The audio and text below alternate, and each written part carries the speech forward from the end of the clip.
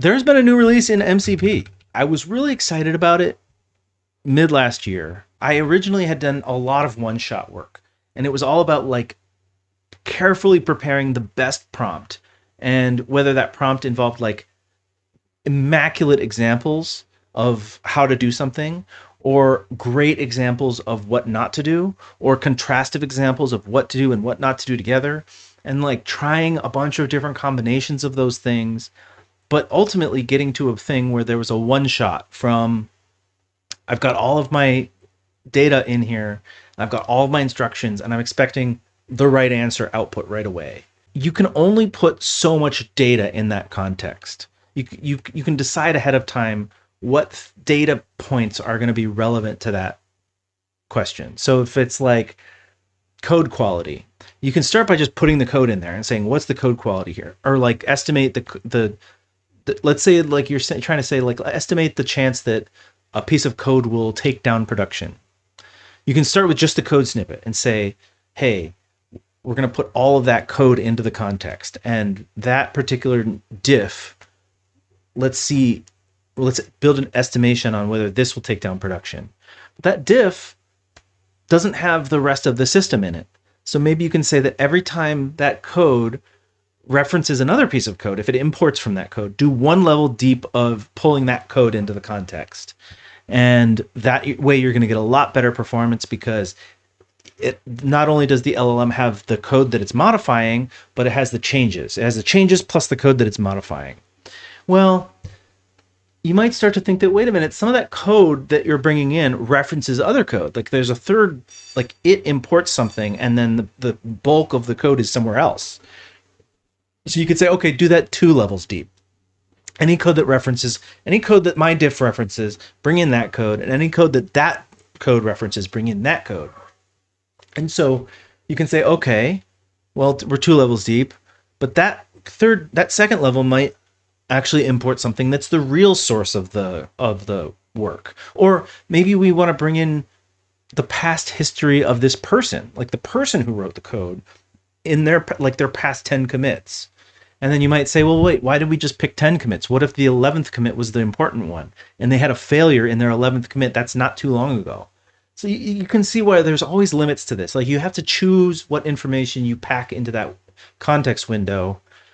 And so my like breakthrough with MCP was realizing that with MCP, you get a row level decision. You can have the agent go and decide on a row by row basis sort of what things are interesting or needed for this thing. So if it's like the example I was giving before, it can intelligently decide, hey, this references this other code thing, let's bring that in. But this doesn't seem to like matter very much, so we're not going to go another level.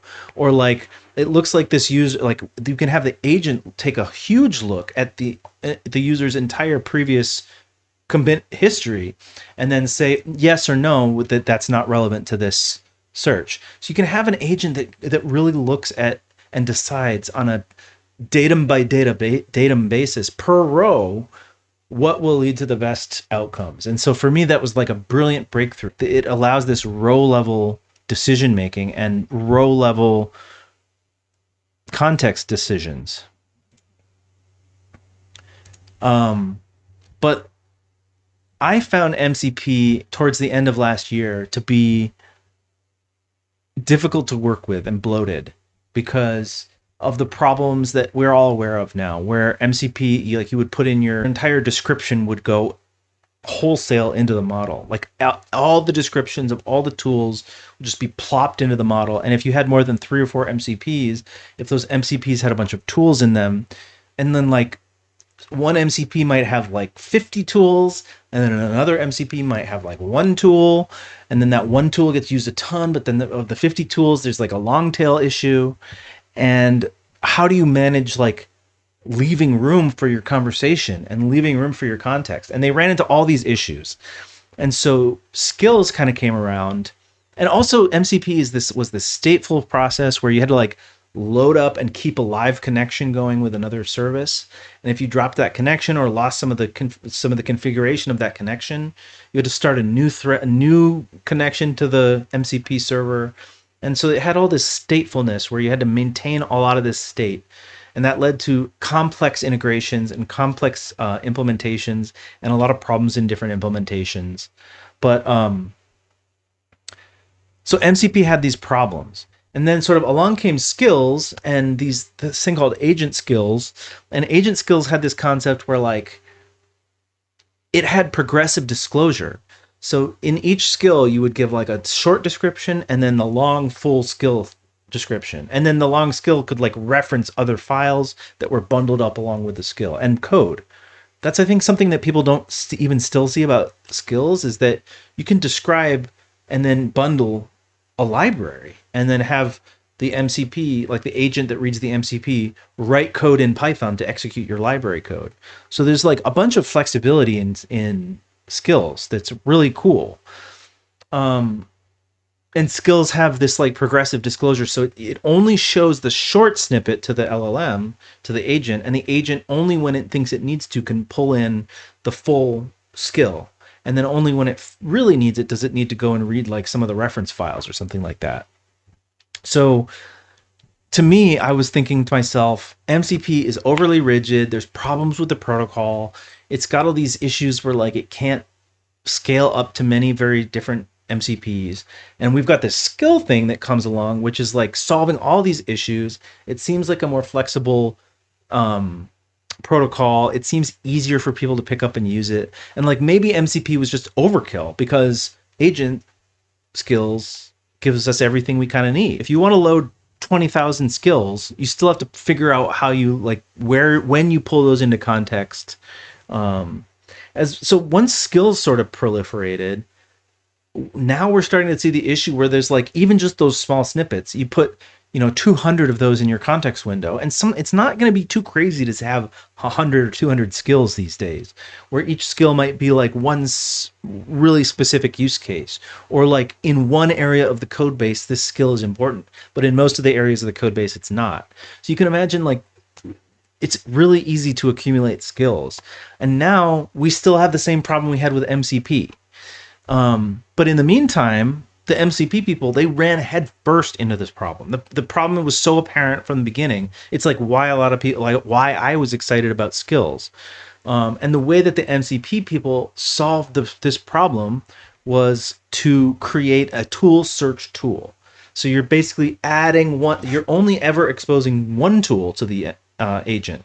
It's this tool search tool. And once you do this, it kind of solves a lot of the like you have to make it a good tool search tool, and it has to work well and accurately. But with a good tool search tool, and that being the only thing that's exposed, and then the ability to load the tool when you want, that allows for not only much more granular control over stuff, like you can just expose subsets, just subtools of an MCP rather than loading up the whole MCP. It also just means that you can load up thousands and thousands of MCPs if you want, as long as the tool search tool is good enough. So they basically just like ran headfirst into this problem, solved it the way you just need to solve this thing. And then meanwhile, agent skills kind of proliferated and became this new problem where now you've got 1,000 skill descriptions. How do you know when to load those in? With the MCP, you get more granular to control. With the skills, I was talking about how like with skills, you get this ability to just like bundle a library and have the agent write code and execute code on the fly. But you can't really control that. Like you have all these like wide open solution space. Some skills might use no libraries. Some skills might have a Python library. Some skills might provide their own execution runtime. Some skills might, so like skills are completely Wild West in terms of how they might be implemented. And while I talked about being able to use like this dynamic programming solution where skills dynamically output code that it then executes, meanwhile, in MCP land, you can basically set all of your tools to, you can put your MCP into a harness that loads all skills into a programming environment and exposes all of the skills in that programming environment. So you can say it's only going to be a Python script, or it's only going to be a JavaScript, and you access the skills through this like dot, like when you hit, when you type dot, that indexes into the entire skill tree, and then you type, and then you can index into the skill name, and you can pull out the tool that you care about, and that can all be done in a structured way. So it does seem to me that, like, I've gone back and forth. I started with being really bullish on MCP and being excited about it, and then I was kind of like tossing it in the trash for all these skills. And now I'm kind of coming back and seeing that, like, the MCP people had to solve the hard problems first. They had to solve them the hard way, and they got to the solution set. And now, once they're there, there's a bunch of like nice things that you can get out of this. You can dynamically, like I said, you can enable a code mode in the MCP layer, where it's all being presented to the LLM and to the agent as a specific coding environment. Whereas with skills, it's kind of up to each skill how it's going to do that. So that's my like quick overview of like why I think MCP is still important and interesting. Also, there's like with MCP, we haven't even talked about auth in the enterprise. Whereas like with skills, you can totally build an authful thing, like a skill that calls out to the GitHub API. You can have it so that that GitHub API CLI or something requires you to have a specific authentication. And then if it doesn't, then it could kick it back to the agent, and the agent can ask you to auth, and then the auth can be sent into the skill. And you can totally build a enterprise auth stack around skills. But again, it's not like in the spec. It's just something that you decided to do and you decided to conform to. And if you pull in a third-party skill that doesn't conform to that enterprise auth stack, then you just have a problem. So I think it's interesting how MCP gives you this like narrow layer that you can put off. You can put your LDAP, you can put your enterprise, whatever it is that you want. Like, this is one area, one place that you put it in, and then all the MCPs sort of like get that and either deny you from using it or allow you to use it, or however that ends up working. If it wants to pop open a like a capability question or whatever it ends up being. So anyway, all of that is to say why I still think that MCP is relevant today. I originally, for a while, thought it was kind of toss it in the trash, but now I'm kind of thinking it's here to stay. This is a huge update that changes the entire spec, and it was just published a few days ago. And the main thing is that it becomes a stateless protocol. So whereas before I was talking about how you have to open a connection, and then the connection sort of like you have to maintain state where you're passing that state back and forth. If the connection drops, you have to reconnect, and there's all these difficulties with implementing this. This new protocol allows that to be a stateless operation. It means that, you know, you can do header-based routing. This is basically turning it into a nice API that acts like every other HTTP API out there. MCP is transitioning from a bidirectional stateful protocol into a request-response stateless model. This makes it a lot easier for everything on the internet. There is, of course, more to what we're introducing with this version. Every request is self-describing, with an optional discovery call for clients that want capabilities up front. So any request can land on any instance behind a plain round-robin load balancer. It makes it so much easier to scale. Shared nothing architecture. It also means that method and tool names travel in the MCP method and MCP name HTTP headers. So gateways can route and authorize on headers directly. That's amazing. I didn't even read that actually at first. That's cool. So that you can just, it doesn't even have to look into the body of the request. It can just look at the method, look at the name in the header, and route to, like, maybe you've got some server that's handling all of the MCPs named XYZ, and you've got another set of servers that are handling all the MCPs with ABC. Makes that super easy, and a lot of hardware, like these hardware routers have hardware that can look at the methods or the HTTP headers without even looking in the body. Also, that has to do with encryption as well. Server to client requests for things like sampling and elicitation are being redesigned to use multi-round trip requests. List responses carry cache hints and a deterministic order, so clients can cache tool catalogs. and keep upstream prompt caches stable across reconnects. That's amazing. Formally locking in on a proper extensions framework with tasks joining other extensions such as MCP apps and enterprise managed authorization. And they've updated the TypeScript, Python, Go, and C# SDKs. So let's look at MRTR because, okay, it's clear that we're not going to want like a handshake. If we're doing everything statelessly, we don't want some exchange to have to happen at the beginning of each request. That would be a bunch of back and forth that you don't want. So now each request travels on its own and carries the capabilities in meta. Okay, fine.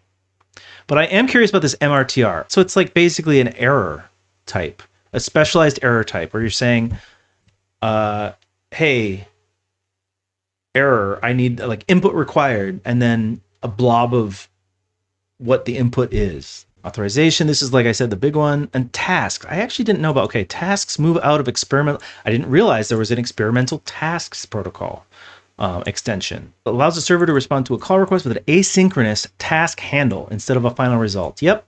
Allowing the client to retrieve the eventual result by polling. Yep. Task get, task update, task cancel. Yeah, task result is a blocking trap. If you start calling that and then it doesn't return and you want to like change something, you're stuck because you're blocking it. That's totally makes sense. Client-hosted tasks are no longer expressible. This is all to adapt to this new protocol.